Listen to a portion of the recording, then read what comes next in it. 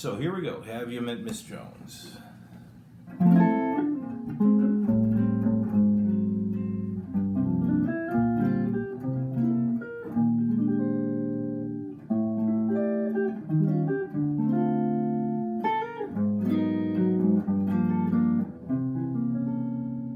in this, I'll take you through a chord solo version. I will give you some soloing ideas, and I'll try to clear up this crazy tune, especially the bridge. A lot of people have questions about that. So.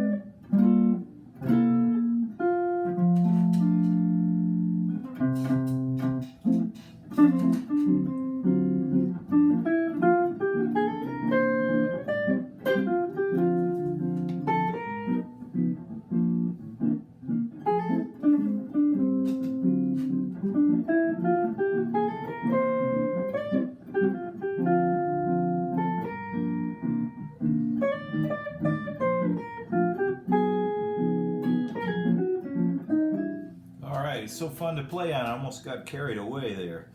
But anyway, there's a couple choruses for you. So now what you can do, I've included a lead sheet. I've modified the changes a little bit to reflect what usually more like what I play. There's a lot of different changes to something like this. So we're going to go through some of the variations now. First of all, the first part of it, which just goes from the F major 7th basically to a D7, and then to a G minor 7, to a C7, which is a basic 1-6-2-5 kind of progression that's in a whole lot of songs. And what I've done is I've modified the first part with a back cycle, putting in some chords to connect from the 1 chord to the 2 chord. So this can be used in any song that starts on the 1 chord and then goes to the 2 chord. So this is.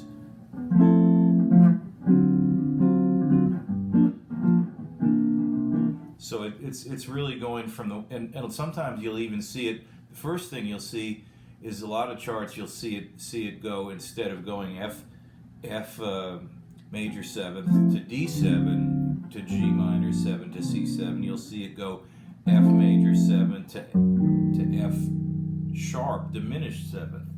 Now the F sharp diminished 7th is a substitute chord for a D7 flat 9. It's actually a rootless D7 flat 9.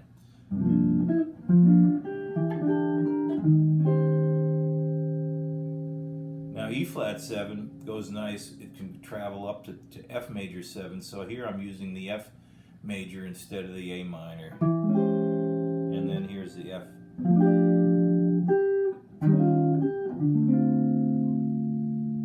So that's just using F major instead of A minor. 1 for 3. I do my back cycle again. And now here, instead of going up, I'm going to go down. So I got.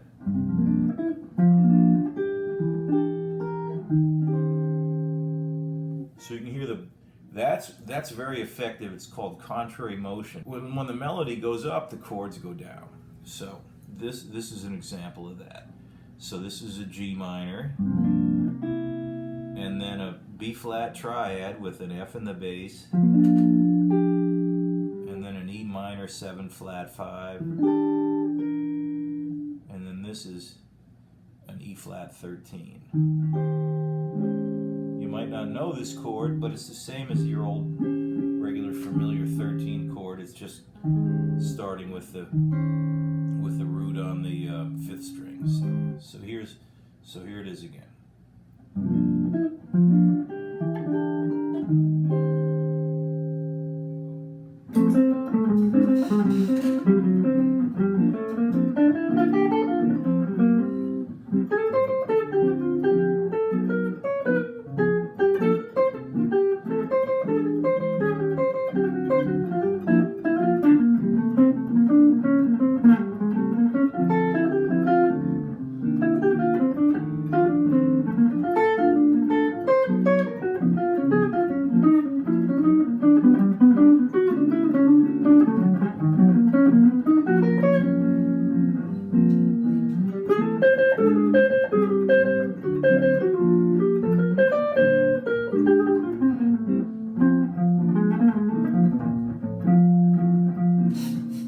Right?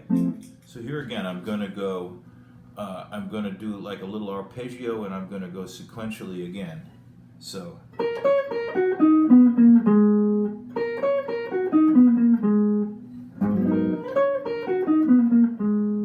Now this is on the 9th and 11th of the minor chord. And there's my idea. And for the G minor C7, I just moved it down a half step. All right, let's put that in.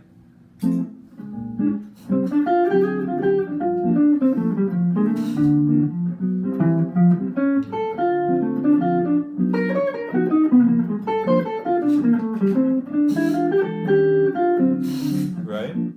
I certainly hope that you have enjoyed this.